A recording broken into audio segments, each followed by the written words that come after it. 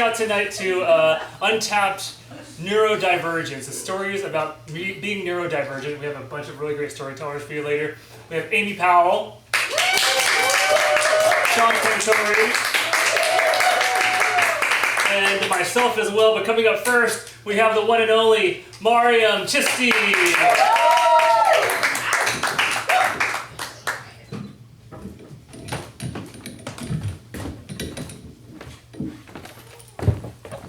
Good evening. The ground was hard, cold. I felt helpless as my body shook, so I let it take control, rocking me back and forth, back and forth. I was struggling to see through the curtain of water coming out of my eyes, but the more I blinked, the harder it was to see. God, I was so tired of feeling this way. Crying in your high school bathroom is never tasteful, but in this moment I felt particularly pathetic. I got pitying glances from girls washing their hands who saw my current state but didn't want to take time out of their day to wonder why. Sorry, they mouthed, trying to quickly walk over me and out of my way. I was sorry too. I was diagnosed with learning disabilities when I was 3. Born 6 weeks premature, my parents noticed that I had the odd habit of drawing the head of my body on one corner of the page and the legs diagonal on the other.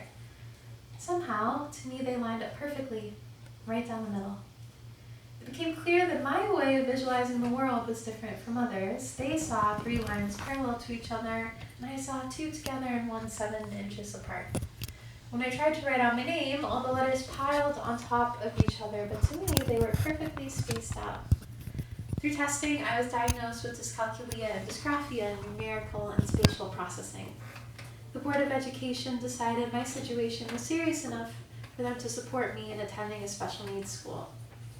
I stayed in that school until I was 14. To me, that became my whole world. It was only when I heard my parents talk about switching me into a mainstream school that I realized that I was a different kind of student. In New York, mainstream schools are already competitive. You take a standardized test, write essays, get letters of recommendation. In most cases, the average acceptance rate is less than 3% for selective schools every year. If you had a learning disability, it was probably not wise to disclose it. It would make your admission seem risky. But I was applying from a special needs school. I couldn't hide it. The first year I tried to apply to mainstream schools, none accepted me. I decided to wait another year. The next year, the one school that took me wasn't going to, but the admissions officer had met me on tour and thought that I could make a good fit, despite the risk. He called up teachers at my learning disability school to ask if they thought I could hold my own, and he went to see me act in a play, where I played a very proud nun in The Sound of Music. He took a chance on me, and it changed the course of my life. When I was at my special needs school, I didn't know I was at a special needs school. I didn't even know I was disabled. Each subject, math, English, was broken down into around 10 separate classes for each person's spectrum of ability. We never knew which class was the best. We never got grades. But at my new school, it was very obvious. I couldn't do this math. I would sit with my whole grade and watch an equation come up on the board and see everyone just start to solve it. And I would look around wondering what I missed. The equations on the board would start to jumble up together. I couldn't pick them apart. The periodic table also kind of got fuzzy. Writing words out from English to Spanish took me so much longer than everyone else. At my old school, if you couldn't do the homework, they said to just leave it. Here, I had to turn it in, and I get my results the next day in red marker. 3 out of 10, 4 out of 10. As I started struggling, my parents had me take a test with a disability evaluator and bring my results in to my advisor. They said that the students shouldn't read their evaluation. It's bad for their confidence. I read it. Maryam is a sweet and thoughtful girl, they wrote. She is 3 grade levels behind the average student in mathematical comprehension. 3 grade levels. I was a 9th grader with the 6th grader's abilities? Uh-oh. I came to 2 conclusions that day. I realized that just because I left a special needs school, I was still always going to be disabled. Even with the progress I'd made, even if you couldn't physically see it, this would always be real for me. And I realized I wasn't going to go down without trying. So I got my supports. Time and a half on exams, free tutoring funded by the Board of Ed. I would meet with my math teacher over lunch, or even though my geometric proofs were wrong, I would show her what it looked like from my eyes. She'd raise her eyebrows like, that's crazy. But on my report card, she'd give me high points for effort, which stopped me from failing. And I started to throw myself into what I knew I could control. I could perform, right? And I could write. I started acting in every single play that my school had. And each time I got more lines than the last, I signed up for Model UN and began taking English electives just for fun. Because my English grades were actually getting pretty good. And I was doing well in history too, a good student in those subjects. And then I'd be sitting back in math class. It was exam day, and I realized that even with the 5 hours of tutoring I was doing a week, I was going to fail this exam. I just couldn't get it to make any sense. But we were going to keep trying. I was now Beatrice and Much Ado, editor-in-chief of the school paper. I took every college interview I could, wrote every supplemental essay. My senior year, I got into 8 out of the 10 universities I applied to. The school I ended up going to says they take students with a 3.8 GPA. Due to my math scores, this college application calculator said I had a 7% chance of getting in. But I still did. I lined the 8 acceptance letters on my dining room table and waited for my mom to come home. When she came in, she dropped her purse and started crying. When you got diagnosed, she said, when you were 3, they said this wasn't going to happen. I realized I was so focused on getting into good schools that I hadn't even conceptualized that I had made it into school, that I wasn't going into special needs school for college like they thought. I hadn't even given myself grace for this moment of growth. At my competitive university, I was on track to graduate with honors. I was president of my improv troupe, actor in a department show. In the summers, I had interned for the mayor's office, the senators, for presidential campaigns. I was directing a play, a thesis I had written with my school's first Muslim cast. And oh my God, I still hadn't taken my math requirement. I kept putting it off. There must be some alternative elective I could take that would count. No, they're all filled up. Okay. I'll take politics stats. I like politics, right? This will be fine. And then, there it was. An equation on the board. And everyone started to solve it. I looked around feeling that immense deja vu in that moment. And at 21 years old, I started to write out the equation, and I watched it pile up on top of itself. I couldn't separate it out. I couldn't even solve it if I tried. I went to the bathroom, closed the door, and let the tears come. But then I remembered a knock on my high school bathroom door.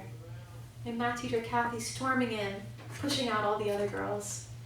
Ah, shoot, I thought. I must have been crying in here for too long. Maryam, she said, with great agitation. Are you serious right now? I'm sorry, I said. I've just worked so hard on this test. I've studied so much longer than everyone else, and I still can't do it. I'm so sick of feeling this way. She bent down to my eye level. Maryam, she said, I don't know if you are aware of this, but there is so much more to your life to come than a score on a math test. This couldn't possibly be true. The central theme of my childhood was how terrible I was in math, how I couldn't process shapes, how my high school art teacher would mistake my art pieces for the kindergartners, how only one mainstream school ever wanted to take me on. As a kid, I thought about it every day. But she was right. We don't stay in school forever. I had my last math class senior year, and when I looked at the board, it was filled with color-coded geometric shapes. Tools my teacher and I had started implementing after we realized I could see shapes better if I knew what colors to look for. I had thought so much then about how awkward it would be when I'd have to get up on the board in front of everyone. The sad look my friends would give me when they try to help.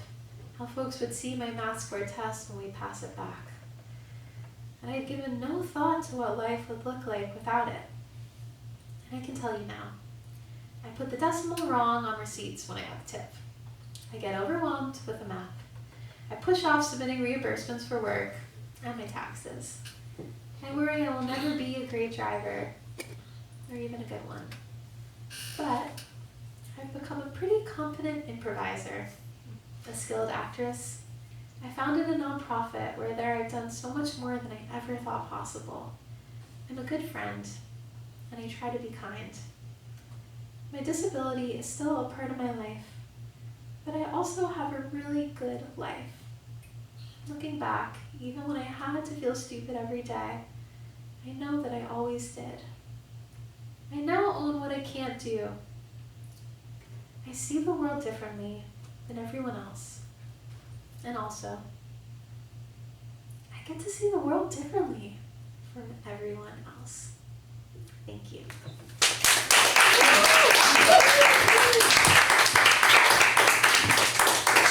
Maryam, everybody. You can share the story. Coming up next, we have Seann Cantatore. So much. Give it up for Anson on that side. So thank you. Thank you for putting this together. I've done this story only once before. I was actually here, so I'm very excited to and scared to do it again. This is called My Invisible Rain Cloud. When I was 7 years old, I learned in Sunday school that one day I would die. Shit, I thought, in a more second grade appropriate kind of way. I wasn't planning on that, and apparently I was gonna come back to life in heaven. You've heard of this? And I'd live there forever. Forever? What does that even mean? My 7-year-old brain could not comprehend it, and I was terrified. I spent countless nights obsessing over it. My nighttime routine became get into the pajamas, brush the teeth, spiral into the unknown abyss that is contemplating the concept of eternity. Super normal things for a 7-year-old to be doing. I get so lost in it that I couldn't sleep. So I'd call for my mom from my room, and after she comforted me a little bit, I'd have a little relief, and eventually I'd go back to sleep. But the next night, I'd be caught in the same rumination loop once again. I never really questioned this vicious cycle in my brain. To me, these were normal thoughts. But then in high school and early college, I started having other thoughts. Thoughts that I definitely did not think were normal. Thoughts that I'd do anything to get rid of. Thoughts that were sexual.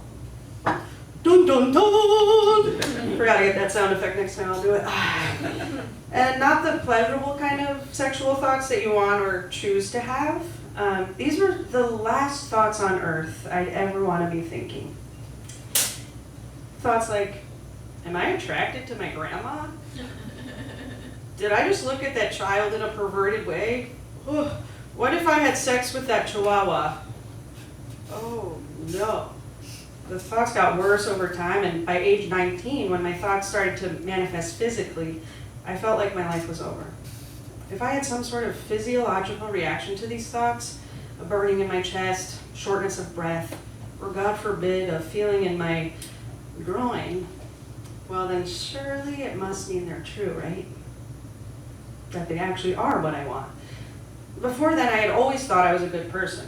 As you heard earlier, it was a given I was going to heaven, right? And then suddenly, I was this big old pervert. And worst of all, I was alone. I mean, surely no one could ever have experienced this but me. You'll learn a little bit later, I'm not that special. But the weight of this secret, it followed me like a dark rain cloud. Some days it poured, some days it drizzled, some days the sun shone through for a little while. But the cloud was always there. When the cloud was extra present, it was super hard to do much of anything. What was the point when I had already determined I was a horrible, evil human being? Yet, I somehow managed to graduate college and start a band, start improv at Magnet. That was pretty cool. I think because deep down I knew who I really was and that life was still worth living. But there came a time when it weighed on me so heavily that I needed to tell someone or I was gonna burst. So I tried talk therapy, which was the only type of therapy I knew about at the time, and it was awful. Each session we delved into why I was having these disturbing thoughts, trying to uncover their deeper meaning. And I've since learned that in my case, this was not only a complete waste of time and money, but pretty much guaranteed to perpetuate the issue. Finally, a psychiatrist mentioned I was showing signs of OCD, or obsessive compulsive disorder. Cut to frantic internet deep dive into OCD. OCD occurs when a person gets caught in a cycle of obsessions and compulsions. Obsessions are unwanted, intrusive thoughts, images, sensations, or urges that trigger intensely distressing feelings. This sounds familiar. Compulsions are behaviors an individual engages in to attempt to get rid of the obsessions or decrease the stress. Then I quickly found an article that described the exact thoughts I was having for years, like almost verbatim. And I was amazed that other people experience this too, and kind of relieved. Not that I want others to experience it, but it definitely made me feel a lot less alone. And I was, of course, thrilled to find confirmation that I, in fact, was not a sicko, pervert, or pedo. That was really cool. At the same time, I was angry. I was super angry, because it took so painfully long to know what the hell was happening in my brain. I sent the article to my therapist at the time, and she replied, "Wow, this is exactly what you described." Yeah, bitch, it is. I didn't call her a bitch, so I thought she was nice. It's just, you know, we forgive, we don't forget though. Anyway, but it blew my mind that even therapists were oblivious to how this disorder can present itself. And it doesn't help that the portrayal of OCD in the media is incredibly misconstrued, often showing it simply as a love for organizing or cleaning. And while excessive organizing and cleaning can be symptoms of OCD, there is so much more to it than that. There are physical compulsions that probably many of us are familiar with, but many people struggle with the lesser known mental compulsions, like rumination, mental review, confessing, and reassurance seeking, and a lot of others. It would take me too long to list them. There are so many subtypes of this disorder that are rarely talked about because of their taboo nature, like unwanted sexual thoughts, which is part of the reason it took me and has taken so many others with OCD years to get the proper diagnosis and treatment. I think the average is something like between 10 and 15 years. It's pretty crazy for those who are even diagnosed. Oh gosh. Oh boy, I lost it. Here we go. I'm here today to remind you that how you talk about something matters, and it has real effects on the people around you, whether you know it or not. OCD is the name of a disorder, not an adjective used to describe how you load the dishwasher. Although it's seriously okay if there are some bowls on the plate side. You know what I'm saying? And I know we all have intrusive and unwanted thoughts sometimes. I mean, I assume. So that's just kind of having a human brain. But the OCD brain latches onto them and has a lot of trouble letting them go. It makes you believe that these thoughts mean something or say something about you as a person. They don't. Things have changed a lot since my diagnosis. I've been super fortunate to find a vast and supportive OCD community, and have even discovered some OCD heroes on Instagram who spread a lot of awareness about it. And one of those OCD heroes became my therapist eventually, which was pretty cool. It took me a while to get a hold of her because she's over 100K followers, but she eventually returned my call, so that was pretty cool. All of this has helped me get up here and talk about my OCD in public. My therapy and recovery journey definitely hasn't been linear, but once I was diagnosed, it still took me years to find the right form of therapy and the right therapist who really understands it. But I do feel super lucky that I even found that eventually. And to be honest, I'm still in the recovery process to this day, but I will not stop living by my values and working to trust who I am. More simple to say than do, but I'm not going to let a mental illness take that from me. I know there are a lot of us here tonight who have invisible rain clouds. Maybe not the same kind as me, but something like that. And I hope my story helps you feel less alone or more empathetic toward others. Or maybe you and your chihuahua ran for the door 60 seconds into my speech and you didn't learn shit. But if you did, I hope you'll offer your new insight to the next person you hear say something like, I'm so OCD. Or we're all a little OCD, right? I mean, I used to say it too, so like, no shame if you said it. But it would mean a lot to all of us. And as I continue my OCD recovery, there are many more days where the sun breaks through that lingering dark cloud. I'm getting better at enjoying my life while letting those thoughts come and go as they please. And I judge myself a lot less. I appreciate you all listening, and while it's scary to say all this out loud, it's more important to me that others who've experienced something similar can feel less alone. The reason I had a glimpse of hope after years of darkness was thanks to the brave people who shared their stories. So that's what I'm attempting to do. And I hope we can chat after the show. I'm sure we'll have a great conversation. Even if I am simultaneously thinking about fucking your dog. Thank you so much. Give it up for Seann, everybody. Thank you so much. All right. Coming up next to the stage, spoiler alert, is me. Give me a second to get everything in order. Okay. I'll be back.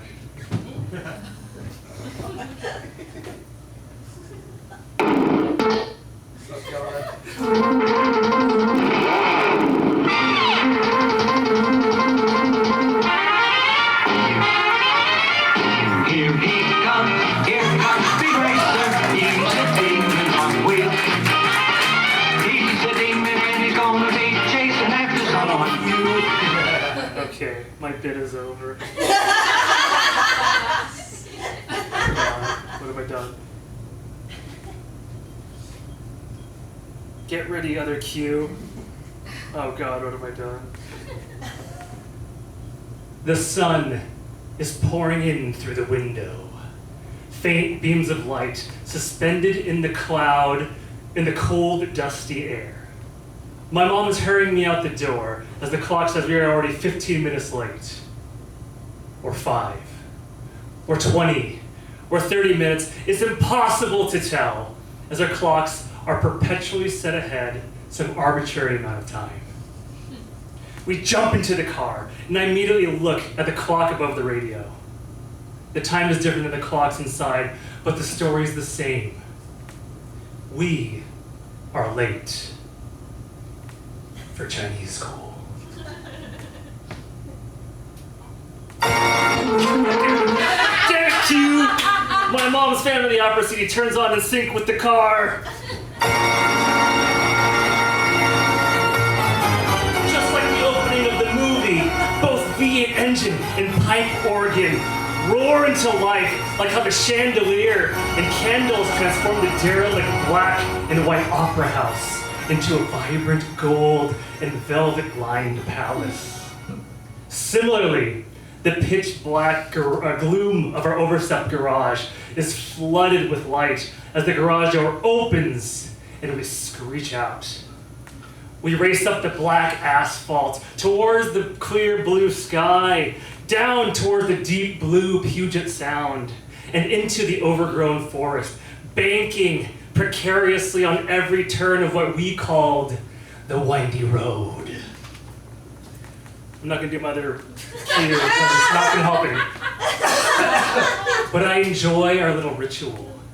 Weaving in and out, weaving in and out of every lane to make up for lost time, gunning the engine when the red light turned green, lurching heavily as my mom slams on the brakes at every traffic light and police car along the way. Did I mention that my mom drove a V8?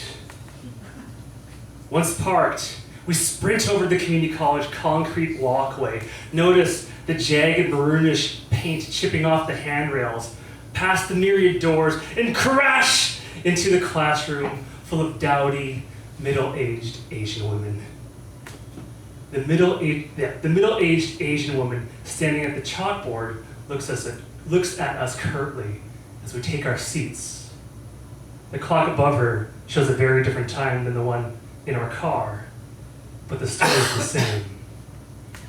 L, late, late, late. You have love, L mean late. I enjoy our little ritual. Not so much the scolding, but the way Lao Shi scolds.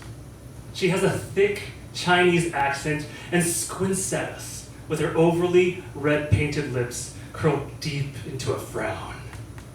She reminds me of a cartoon character. She possesses the same exaggerated makeup, expressions, voice, and catchphrase that you'd expect from one.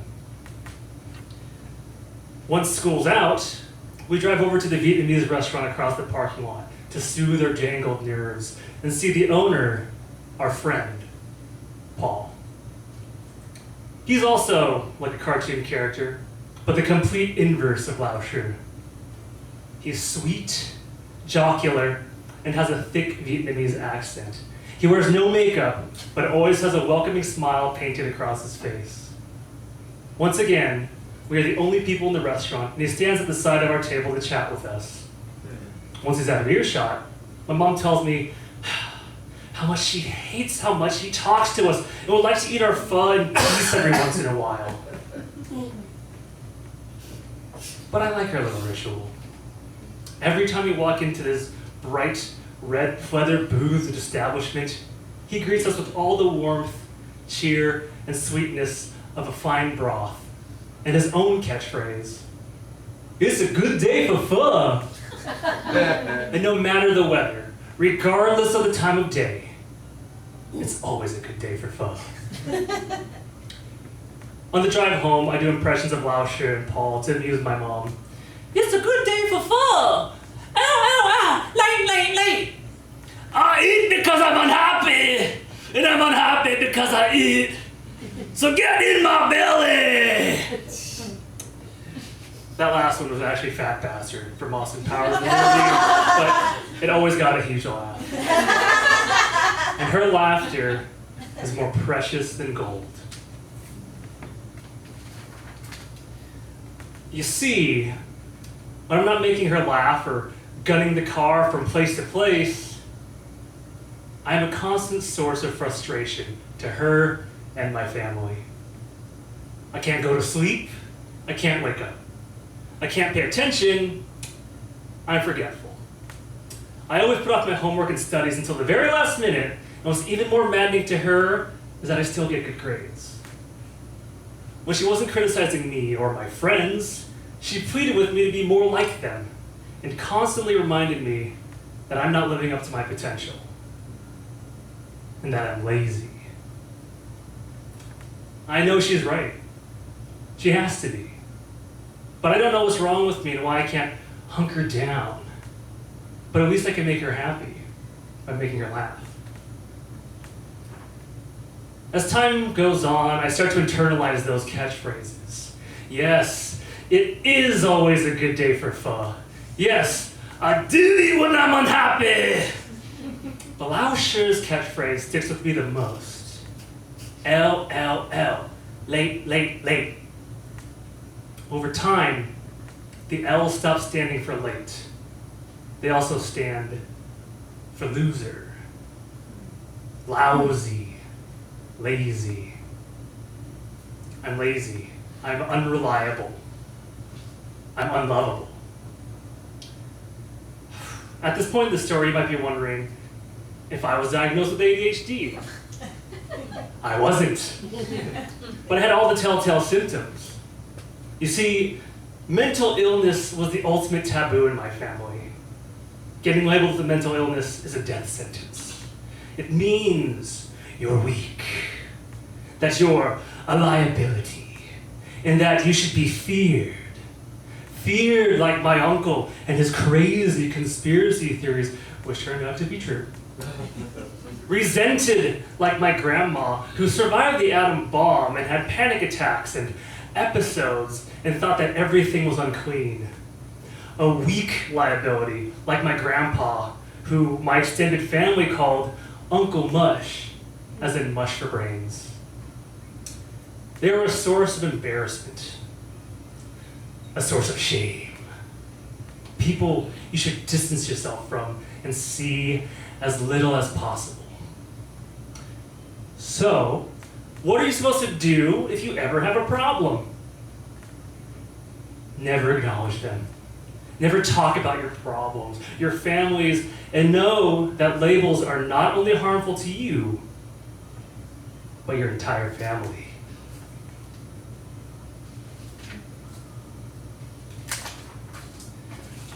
But, believe it or not talking about your problems doesn't make the problems go away. And I'd continue to struggle all the way into adulthood. I internalized those LLL labels more and more as my lateness, inattentiveness, forgetfulness, and video game addiction took greater and greater tolls on my education, career, and relationships, both personal and romantic. To give you some examples of what my day-to-day problems look like,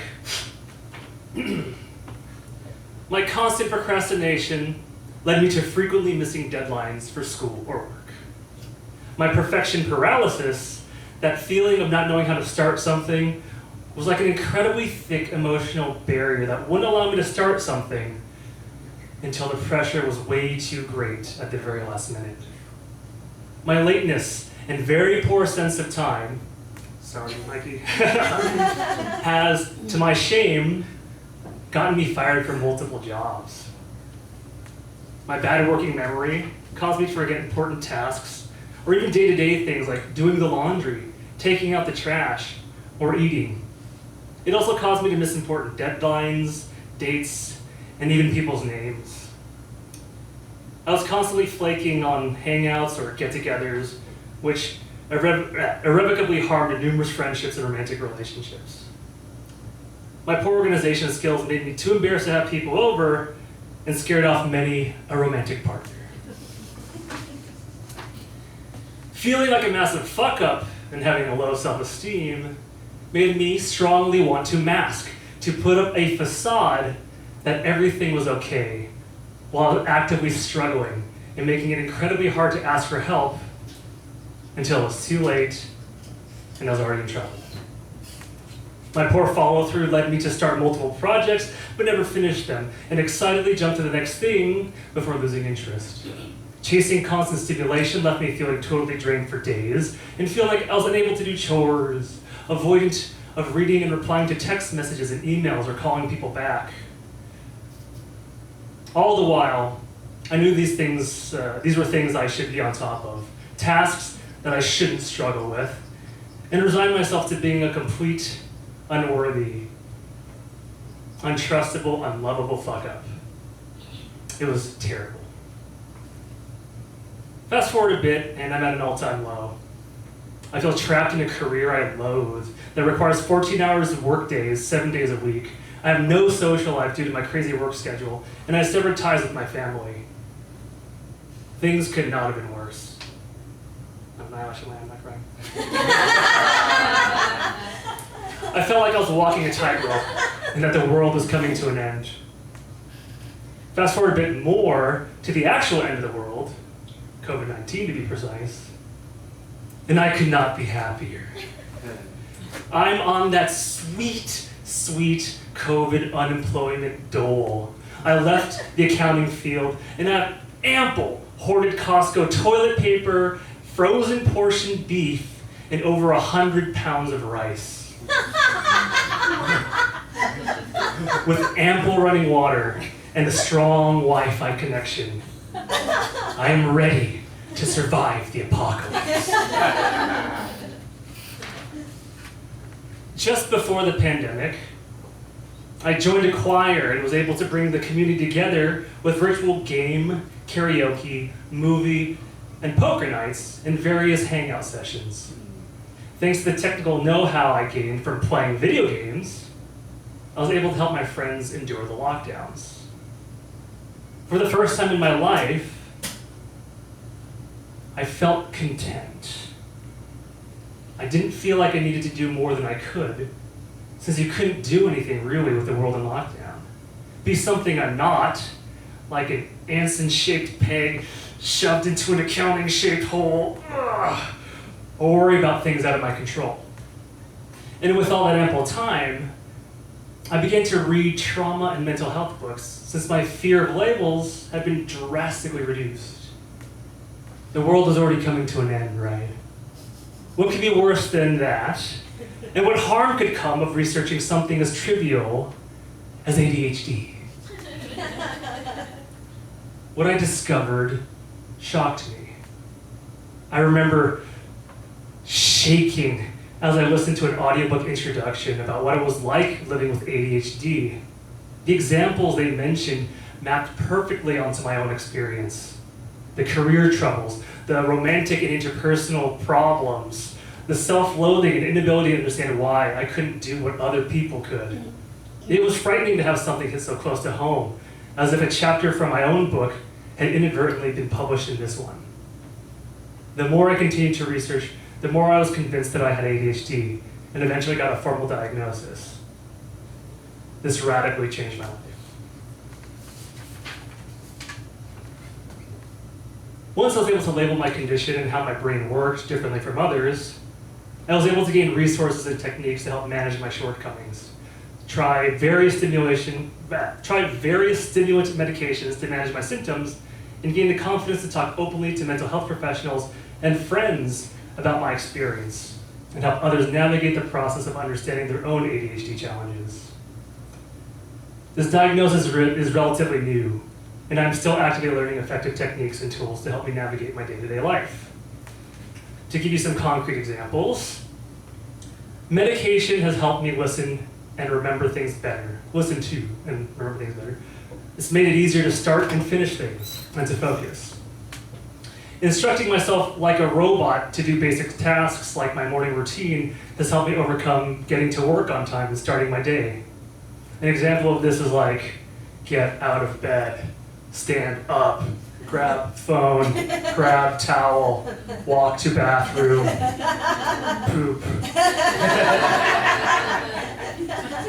Body doubling, which is when you sit next to someone to do work together, has been super helpful for getting hard tasks done, like cleaning, paying bills, writing applications, and doing work. Understanding dopamine depletion and working memory has made me much better at taking care of myself. Knowing that I constantly crave stimulation has made me much better at making active choices and what I can actually commit to. Calendars and lists have made it possible for me to remember important dates and deadlines. Having an external memory helps me remind myself of what I need to get done and gain a better sense of accomplishment.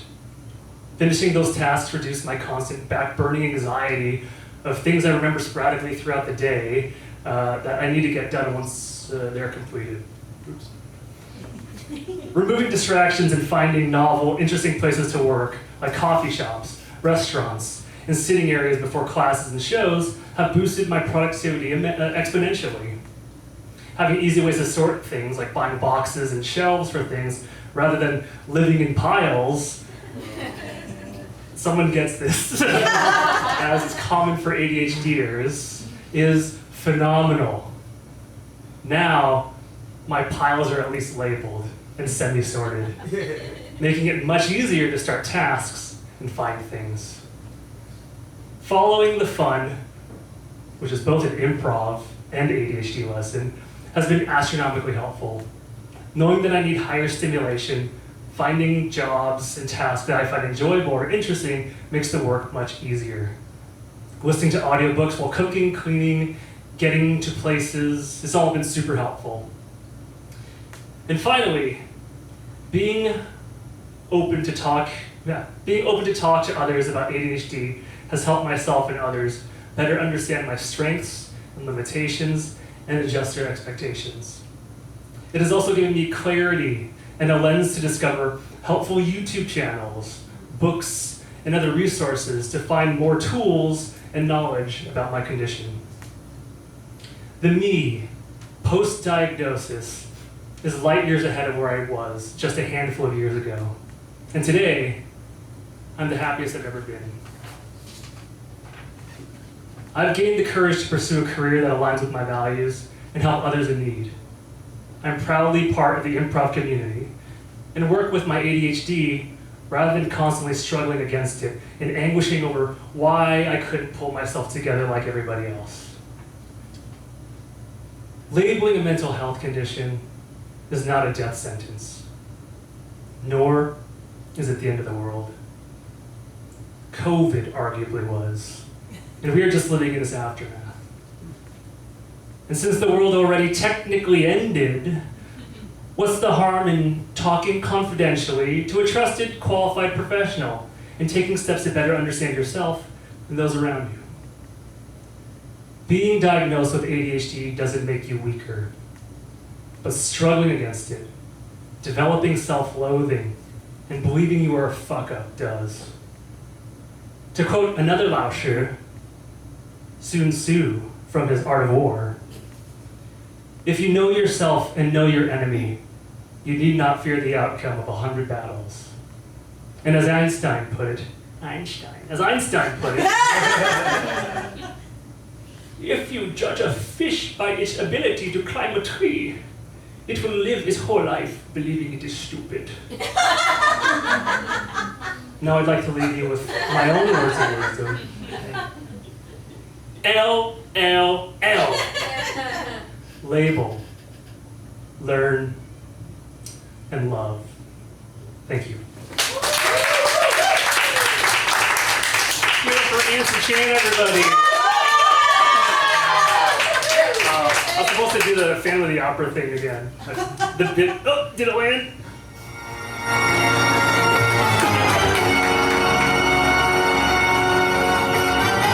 Enough of Andrew Lloyd Webber. Coming up next to the stage, we have Amy Powell. Amy Powell, get up here.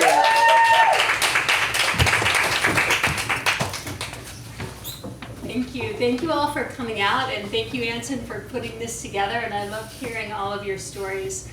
This is excerpted from a solo show that I'm working on called Confessions of an Autistic Barbie. Yes. So with that, hi everyone. Yay! Yay autism for sure. I wasn't diagnosed like a lot of you until relatively recently, but it was always clear that there was something really strange and really wrong with me. The earliest example I can think of is when I was an infant, my mother thought I was demonically possessed. Right? In fairness, she should not have been watching Rosemary's Baby with an infant in the back. But she said that the way I screamed was so much more intense than other babies. And she also had this feeling that I was studying everything and everyone, trying to mastermind it and figure out how to manipulate people before I even had words.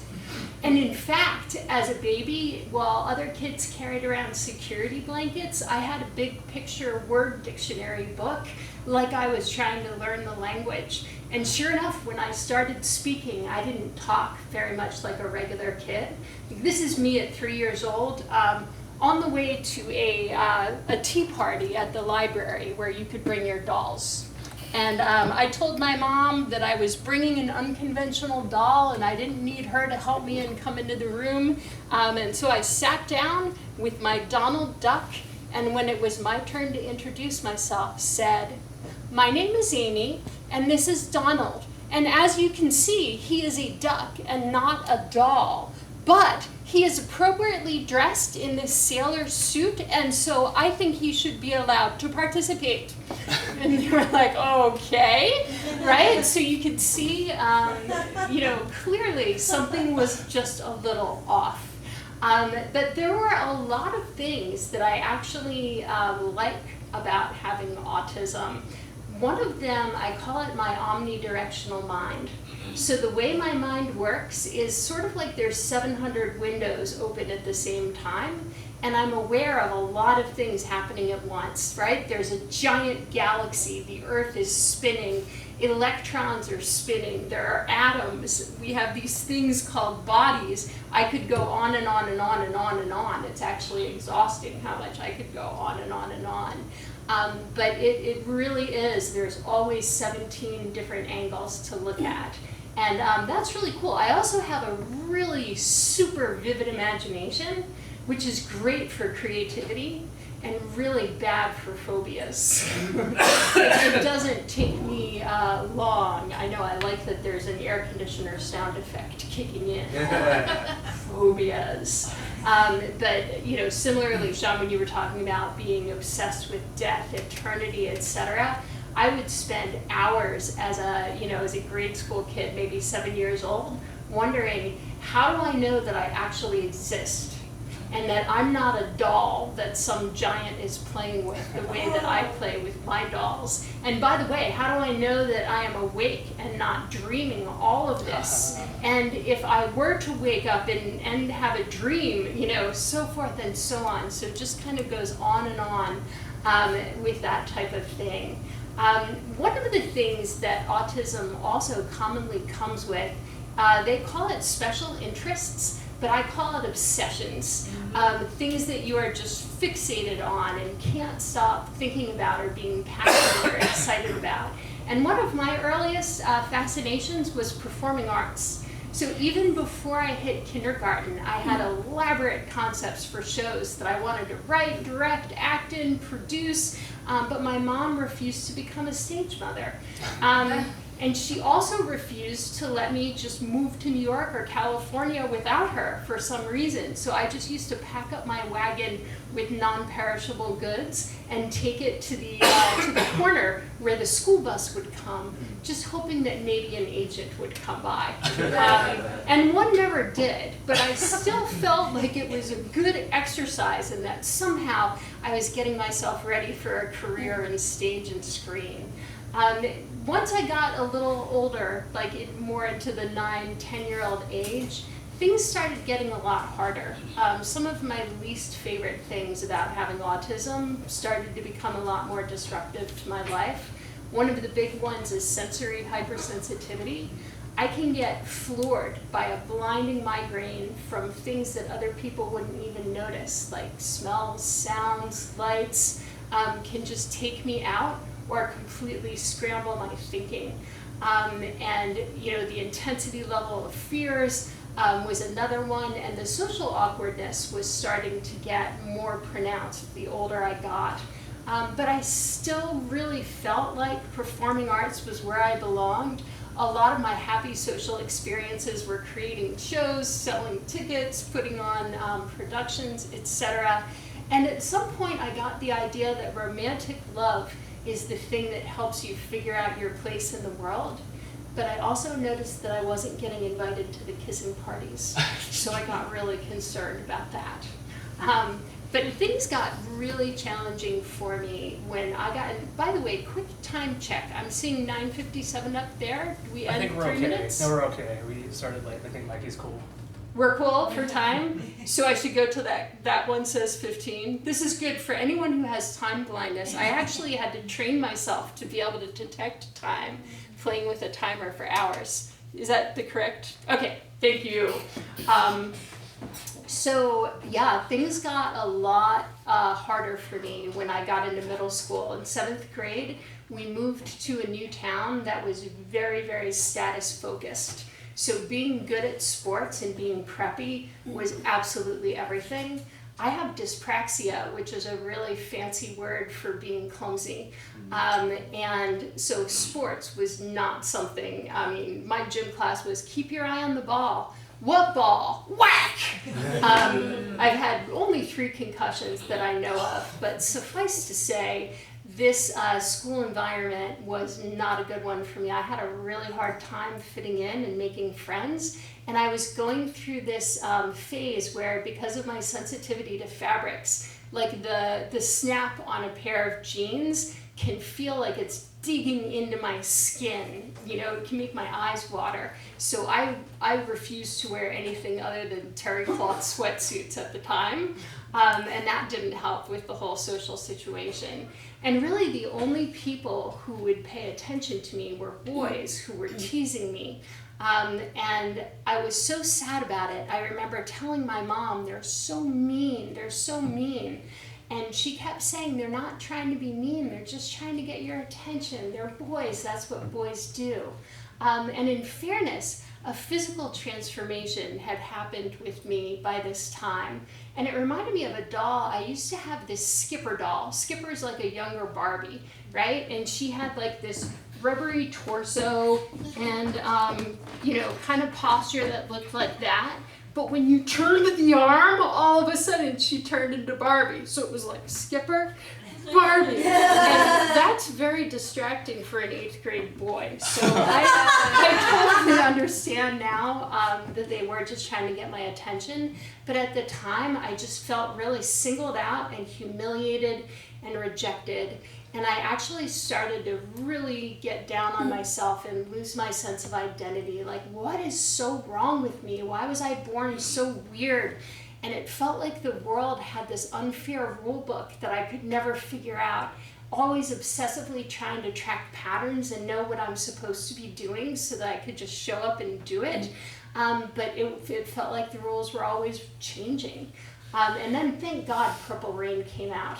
Because when I watched that and saw Prince, I understood that there was a world where I belonged and people who were creative. All I needed to do was run away to Minneapolis, where Prince would not only understand me, but probably want to marry me. And thank God no one told me. He actually had a height limit for 5'3" was the tallest you could be to be one of his backup dancers. But thank goodness no one told me, so I was able to keep the dream alive. And I could fill my spare time by practicing Apollonia's dance moves for hours. And I also did other things to get ready for stage and screen. For example, I would balance a book on my head, put on a pair of stiletto heels, and walk up and down the stairs. So for those of you who know, this is extremely important for your acting career, to be able to go up and down the stairs in stilettos. And as you can tell, I also learned to tolerate uncomfortable things. So not just jeans, but stiletto heels. And I got really good at tolerating emotional discomfort as well. I remember in choir, we learned the song Don't Cry Out Loud, and I made it my anthem. And no matter what anyone said to me, however much they made fun of me, I could keep an absolute deadpan face and just act like I wasn't being bothered. And I thought this was also a fantastic experience for performing arts. Fortunately, I convinced my parents to let me switch schools and go to a prep school that had a theater program, because I wasn't even in that middle school. I never even got a walk-on part in a play. And at least in high school, I could get to be in plays. I wasn't popular, but I had my own group of friends, theater babies and weirdos, and I was in the shadow cast of the Rocky Horror Picture Show, which I loved.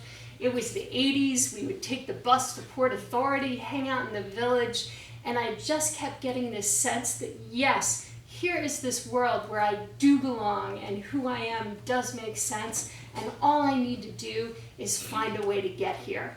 And again, my mom continued to persist in her refusal to let me drop out of traditional school and pursue a full-time career in performing arts. So at 16, a friend and I ran away from boarding school.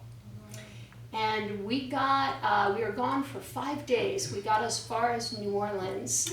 And yeah, that was not the best choice of locations. All our money was stolen and there was not an agent in sight.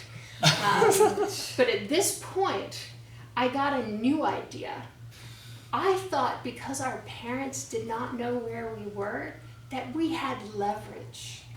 So I called home and negotiated my terms, and I only asked for 3 things: a studio apartment in Greenwich Village, an allowance of $600 a month, and being allowed to drop out of high school and get my GED so I could pursue my acting career immediately. And it was great. My parents said yes. But then, I don't want you to be too shocked by this. When we got off the plane, it turned out that I was not going to my new apartment in the village. I was going to a 1980s lockdown drug rehab where they tell you that your brain needs a good washing. And in those days, they would keep you there for months. And so they would put me in solitary confinement and have me sit in a hallway with a highlighter and the Narcotics Anonymous book and say just any sentence that is remotely true, highlight that sentence, and that's what you do today. And there were a lot of sentences like, I always had the sense growing up that I was different than other kids, or I never knew quite what was wrong with me. And so it was interesting. The thing that really got through to me is one of the counselors said, whatever you want to say about whether or not you're an addict, you made a choice to put your life in danger. And you did such a reckless thing that your freedom got taken away. And now you're here. And you can't deny that that was you and that was your choice. And that resonated with me. And I thought to myself, no one will ever take away my freedom from me again, and I will never make that kind of a reckless choice. They also told me that the things that I loved, that I really thought were my future and my identity, theater, New York, Rocky Horror, were all really dangerous, addictive components of my fantasy world that I needed to get out of. And so at this point, I'm like, oh shit, I need to learn a completely new set of rules of how to get by in this world. And they were showing me the 12 steps, and so I effectively became sort of AA Barbie at the age of 16, learning how to live differently. And I will say I learned a lot of useful things. And one of the ones they told me, they would not let me out of rehab until you had to convince them that you had done four of the 12 steps all the way through. And they said, because of the way that I avoided eye contact, and I would have sometimes sort of cringing body language, like my mom used to try to help me out and be like, Amy, don't hold your body like that.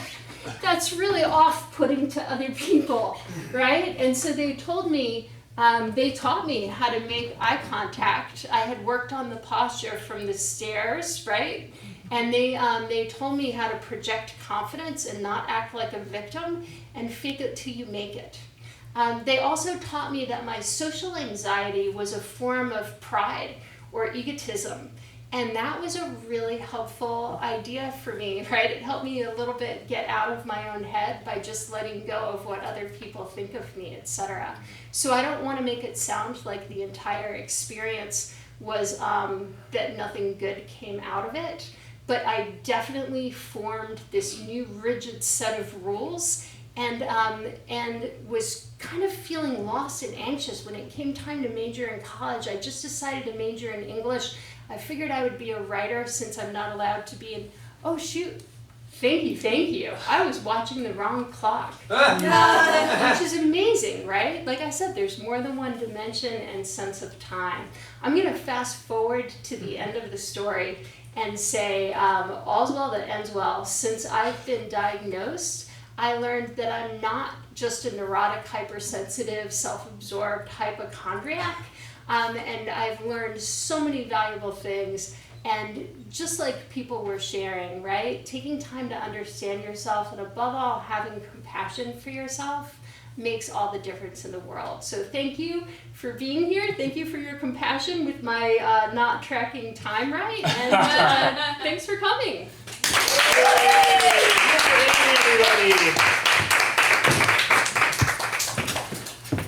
Folks, that concludes our Untapped Neurodivergent Storytelling Show. I'd like to quickly, if you're in the audience, and yes, I think you are, the performers, do you guys have any things you want to plug really quick before we go? You guys want to take the stage or anything to plug? Yeah, sure. Yay! I have a thing, a show in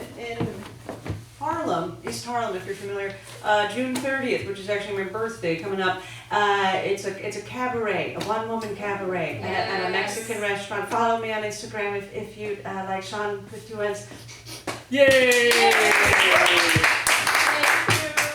Maryam, Amy, anything?